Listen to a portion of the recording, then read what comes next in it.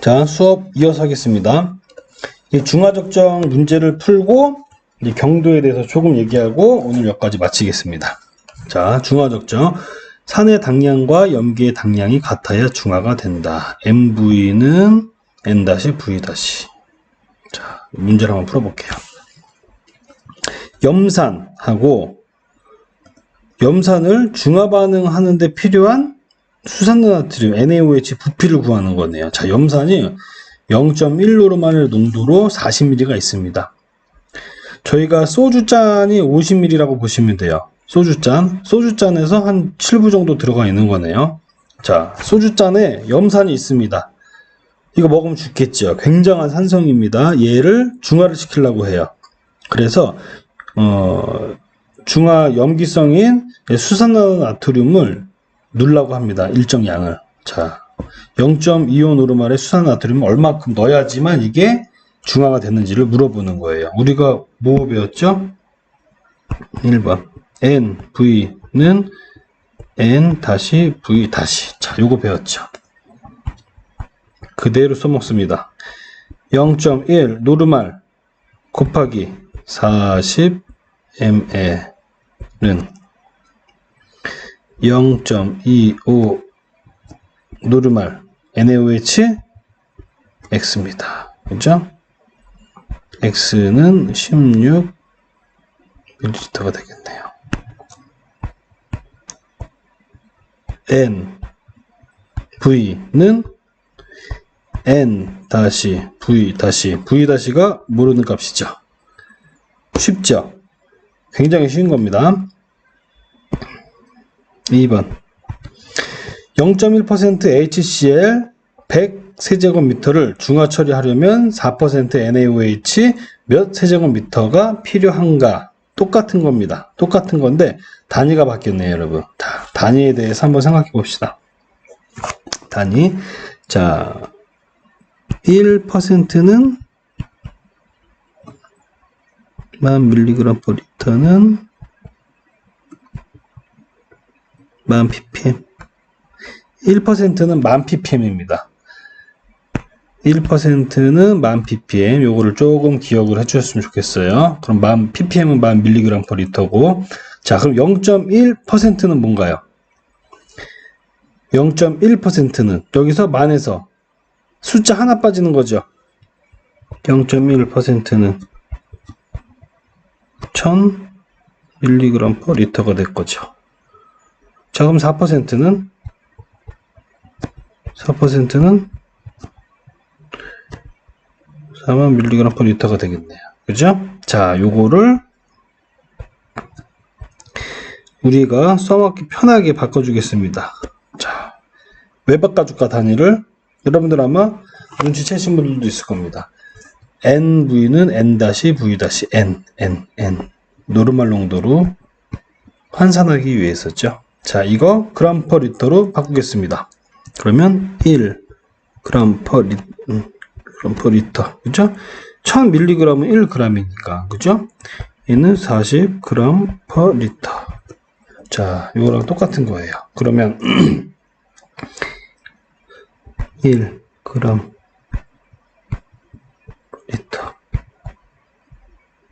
HCl 36.5g입니다.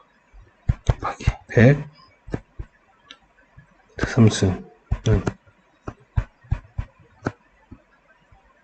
40g/L에서 수산나트륨인데 이게 당량은 40g. 자, 왜 이렇게 썼냐 볼게요. 이거 뭡니까? N입니다. 노르말 농도죠. 이거 보니까 노르말 농도예요. 염산 HCl 36.5. 근데 H 당량 1이니까 여기다 1 써준 겁니다. NaOH, Na 플러스 OH 마이너스. 자, 당량 1이에요. 그죠? 예를 들어 황산 H2SO4, SO4 E 마이너스, H 플러스 두 개 있으니까 S E 마이너스죠. 산화수가 2예요. 그러니까 여기가 보통 H2SO4가 98이니까 여기다 2를 해가지고 49g 이렇게 썼었잖아요. 그 전에 요거 그죠? 염산하고 저기 NaOH는 산화수가 1이니까 그죠? 그래서 이렇게 쓸 겁니다. N V는 N 다시 V 다시. 자, 그럼 V값 무엇입니까? X는 요거는 2.74 미터 3승. 이 미터 3승은 톤이죠. 1m, 1m, 1m, 1m. 자, 1m 시키니까, 그죠? 민너비 곱하기 높이 하면은 부피가 되는데, 이게 1톤입니다. 자, 쉽게 푸실 수 있을 거예요. 그리고 이게, 제가 원래 우리가 오프라인으로 수업할 때도 요거랑 비슷한 방식으로 해요. 저가 사람이 수강생들이 한 50명, 60명 정도 됐을 때는 강의실이 좀 작았습니다. 꽉 차요. 그래가지고 거기다가 칠판에다가 썼어요. 직접. 칠판에다가. 그런데 60명, 70명, 80명 막 이렇게 넘어가 버리니까 강의실이 길어져요. 그래서 멀리 있는 사람은 진짜 칠판이 아예 안 보입니다. 그래가지고 제가 요거 이렇게 PPT로 해가지고 필기하면서 할 수 있는 방식을 작년부터 채택해가지고 하고 있거든요. 그런데 실제로 수업을 하다 보면은 제가 잘못 쓰거나 잘못 말하면은 여러분들이 그거 아닌데요? 그거 아닌데요?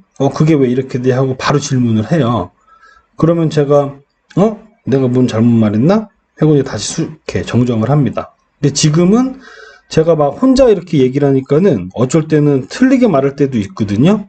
여러분들이 한번 보고 의문 나는 점들은 다시 저한테 이메일을 보내든지 카톡을 보내가지고 이렇게 뭐 문의를 해주시면은 제가 잘못된 부분이 있으면 다시 정정을 하도록 하겠습니다. 자, 그 다음은 이제 경도입니다. 경도에 대해서도 오늘 아주 간단히만 보고 여러분들하고 나중에 문제 푸는 것들은 또 다음 시간에 이어서 아마 또 진행될 예정입니다. 경도, 칼슘, 마그네슘, 철, 망간, 스티론튬 다 이가 양이온이죠. 다 이가 양이온. 함유 정도를 같은 당량의 CaCO3로 환산하여 표기한 값으로 칼슘 경도와 마그네슘 경도가 줄을 이룬다. 그리고 보일러 용수의 스케일 유발, 세탁용수로 불량, 복동, 설사를 유발한다. 그죠? 이게 뭐냐면 우리가 어렸을 때 초등학교 때는 아마 단물, 센물 이런 걸로 좀 배웠을 수 있을 것 같아요. 자, 0.5mg/L as CaCO3로 되어 있죠. 왜? 같은 당량에 이걸로 환산했으니까 이걸로 환산했다는 얘기예요. 다. 자, 단위는 경도는 다 단위를 이렇게 씁니다. 그렇다는 얘기는 얘로부터 유발된 정도, 이런 정도들을 다 샥샥샥샥 다 더해가지고 요걸로 샥 당량으로 환산을 해줘가지고 어떤 값 mg/L as CaCO3 이런 식으로 표현을 합니다. 자, 요거 문제 몇 번만 풀어보면 여러분들 쉽게 이해가 될 겁니다. 0에서 75 정도, 요거 우리가 뭐 단물이라고 표현할 수 있겠죠. 이거는 약간 센물, 이거는 센물, 이거는 대단히 센물, 센물. 자, 이게 아주 중요합니다. 그런데 이게 이게 일상생활에서는 왜 이렇게 중요했을까요, 우리가? 자꾸 제가 어렸을 때라고 자꾸 얘기하네요. 그게 아니라 과거에는 우리가 세탁을 하거나 뭘 할 때 비누를 썼습니다. 비누. 그죠? 비누를 썼는데 이 센 물에서는 비누가 안 풀려요. 거품이 나질 않는 거죠. 자, 그런데 어느 순간 시대가 지나가면서 합성 세제가 나옵니다. 합성 세제. 지금 세제가 종류가 되게 많죠. 그리고 찬물에도 잘 녹고 여러 가지 되게 고기능성 세제들이 많이 나왔습니다. 그래서 합성 세제 출현으로 인해서 센물 가정용수가 센 물이 나왔을 때 이런 물에 안 풀리고 세탁이 잘 안 되고 하는 이런 곤란한 문제들이 대부분 사라졌습니다. 그래서 사실은 지금은 크게 우리가 일상생활에서 이런 물 때문에 불편한 것들은 없어요. 그리고 우리가 기본적으로 정수 처리를 하면서 많은 유해 이온들을 제거를 합니다. 그래서 실제로는 없지만 우리가 환경을 공부하고 지하수, 특히 지하수를 가지고 산업용수를 쓴다거나 공업용수를 쓴다거나 엄청나게 많은 물량을 사용하거든요. 그때는 굉장히 중요해요. 왜냐면 이게 물때가 있습니다. 물때. 아주 쉽게 얘기하면 물때.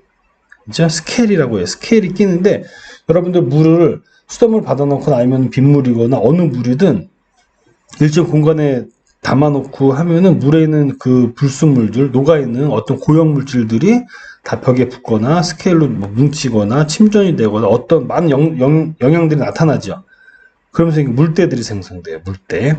물때가 한번 생기면은 굉장히 지우기가 어렵습니다. 그리고 일정한 규격을 가지고 있는 일정한 사이즈의 보일러 배관이나 어떤 공업용수가 지나가는 배관, 하수도가 지나가는 배관, 이런 배관에 물때가 점점 쌓여가지고 스케일이 도톰해지면서 막히게 돼요. 그럼 굉장한 큰일이 발생되겠죠. 그래서 물의 연수화 공정으로 자비법, 석회소다법, 뭐 이온교환법, 지올라이트법 등이 있는데 이런 방법들로 사용해가지고 이런 이온물질들을 제거합니다. 제거해서 연수화 공정들을 우리가 하는 것들도 많이 사용을 하고 있습니다. 자, 먼저 이온교환법 한번 간단히 보겠습니다. 연수와 담수와 중금속 제거. 자, 이온교환 수지, 이온 익스체인지 레진이라고 되어 있네요. 이온교환 수지란 수지가 가진 무해 이온과 물속의 유해 이온을 치환합니다. 치환. 그래서 처리를 하는 방법이에요. 이 이온교환 수지에는 무해 이온과 유해 이온을 바꿔주는 거니까 이 유해 이온이 플러스가 양이온일 때가 있을 거고 음이온일 때가 있을 거죠. 이온 상태니까. 그래서 양이온일 때는 양이온 교환 수지, 물속의 유해 양이온을 치환해서 제거하는 겁니다. 음이온 교환 수지, 물속의 유해 음이온을 치환해서 제거하는 겁니다. 이거를 캐디온 익스체인지 레진, 캐디온이라고 하고 어니온 AER이라고 합니다. 자, 아주 쉬운 예를 한번 들어볼게요. 자, 이온 교환하는 건데 바닷물을 예를 들어보겠습니다. 해수 담수화 공정하고 유사해요. 해수를 담수로 바꾸는 공정. NaCl이 함유된 폐수가 있습니다. 폐수라고 생각해도 되고 바닷물이라고 생각해도 돼요. 물속에 Na하고 Cl이 들어있다는 거예요. 자, 양이온 교환 수지에다가 통과를 시키겠습니다. 양이온 교환 수지에는 뭐였죠, 여러분? 물속에 유해 양이온을 치환하는 겁니다. 즉 이온 교환 수지라는 것은 무해 이온하고 유해 이온하고 서로 바꿔주는 거죠. 자, CER 캐디온 익스체인지 레진이죠. 요거 양이온 교환 수지입니다. 무해한 이온 H 플러스 요들이 이렇게 딱 붙어 있어요. 근데 NA가 들어왔습니다. NA랑 얘랑 치환시켜 버릴게요. NA가 붙고 H 떨어져 나옵니다. 그죠? 자, 우리가 바닷물을 이렇게 했을 때 양이온 교환 수지를 걸으면 H 플러스가 나올 거고 여기서 NA는 제거가 됐죠? 제거 안 된 CL이 남겠죠? HCl이 함유된 폐수가 나오게 될 겁니다. 이건 뭐예요, 여러분?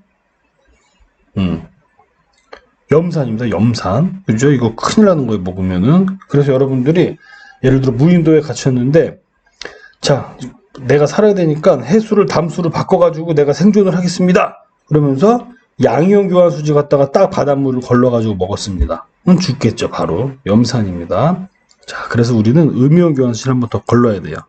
음이온 교환 수지에는 무해한 음이온 OH-기가 붙어 있고 유해한 클로라이드 이온이 서로 치환이 되게 돼요. 그럼 CL이 붙고 OH 떨어져 나가겠죠? 자, 그럼 남아있는 거는 H 남아있을 겁니다. OH 남아있을 겁니다. 즉 H2O로 이렇게 나오게 됩니다. 양이온 교환 수지, 음이온 교환 수지. 그래서 실제로는 우리가 편하게 얘네 둘을 믹스를 해요. 믹스를 해가지고 음이온이나 양이온을 다 같이 치환시켜가지고 하는 방법들을 사용을 합니다. 그리고 요거 한번 읽어보시면 쭉 제가 방금 얘기한 것들을 서술형으로 풀어서 써놨습니다. 자, 이걸 한번 읽어보시면은 해수를 담수로 바꾸는 공정이 이온 교환 수지에 대해서 아주 간단하게 아실 수 있을 거예요. 그리고 이제는 우리가 이제 경도에 대해서 조금 더 할 건데, 물의 경도는 기본적으로 접촉하고 있는 지층의 특성을 반영을 합니다. 지층. 즉, 토성, 토양이나 암석층으로부터 이런 이온 물질들을, 이가 양이온 물질들이 나온 거기 때문에 그 해당 지역에 따라서 굉장히 틀려요. 값들이. 자꾸 다른데 제가 틀린다라고 말을 하네요. 굉장히 다릅니다. 그렇죠? 자, 그리고 이제 지상에서 내리는 빗물 있잖아요. 빗물. 이 빗물이 물속 토양으로 흡수되면서 토양이나 암석에 존재하고 있는 이런 이온 물질들이 빠져나오게 됩니다. 그런데 그런 빗물로 인해서 씻겨 나오거나 용출되는 중금속이나 이런 물질들은 굉장히 양이 적어요. 왜냐면은 pH가 산성으로 돼야지만 이 이온이 자유이온으로 해서 튀어나오게 되는데 pH가 그렇게 낮지가 않거든요. 그래서 토양 속에 있는 박테리아가 호흡을 하면서 CO2가 나오게 되죠. 그 CO2로 인해서 pH가 떨어지게 되는 현상이 나타납니다. 그래가지고 이제 pH가 떨어지니까 이런 금속 이온들이 토양이나 지층으로부터 용출이 되겠죠. 이런 현상들이 이제 나오게 되는데, 요 뒷부분에 대해서 경도를 연소화시키는 방법, 그리고 뭐 경도가 어떻게 발생이 되고 있는지, 그리고 경도 유발 물질은 뭔지, 그리고 경도를 어떻게 우리가 문제를 풀 수 있는지, 이런 것들에 대해서 다음 시간에 이어서 수업을 진행하도록 하겠습니다. 자, 수업은 여기까지 하고요. 여러분 숙제 있었죠? 숙제가 제가 일주일 시간을 줬어요. 그리고 제가 이 숙제를 하면은 다 아마 학교에서 원래 기말고사나 중간고사 뭐 퀴즈 보고 하는 것들 시험에 저희가 성적에 매긴 것들은 학교에 다 제출을 하게끔 되어 있습니다. 그래서 옛날에는 그 시험지 전체를 다 제출하고 했는데 지금 제가 온라인으로 하고 여러분들이 온라인으로 파일을 업로드 해가지고 숙제를 제출할 거잖아요. 그럴 때면 이거를 제가 프린트해서 보내는지 아니면은 다 보냈는지 몰라요. 그리고 여러분들이 이게 절대 평가이기 때문에 최대한 성실하게 임해주시면 원하시는 점수를 모두 얻으실 수 있을 겁니다. 그 얘기는 뭐예요? 숙제 안 하시면 안 돼요. 절대 안 돼요. 그리고 어차피 컴퓨터 워드로 치잖아요. 손으로 쓰는 게 아니라 적당한 분량으로 적당하게 뭐 그림으로 딱 스크랩 해가지고 막 이 따다 붙이고 이런 거는 하시면 안 될 것 같고 다 워드로 치세요. 얼마 안 됩니다. 치고 간단하게 공부한다고 생각을 해가지고 좀 숙제를 성의 있게 하셨으면 좋겠어요. 왜냐면 제가 이거를 공식적으로 학교에다가 제출을 했을 때 너무 이상하게 뭐 막 진짜 말도 안 되게 했는데도 이거랑 학점이랑 매칭이 안 되면 좀 곤란한 상황이 오거든요. 그러니까 최대한 성실하게 수질 오염 물질과 특정 수질 위험 물질에 대해서 한 번씩 읽어보시고 정리를 하셨으면 좋겠습니다. 그리고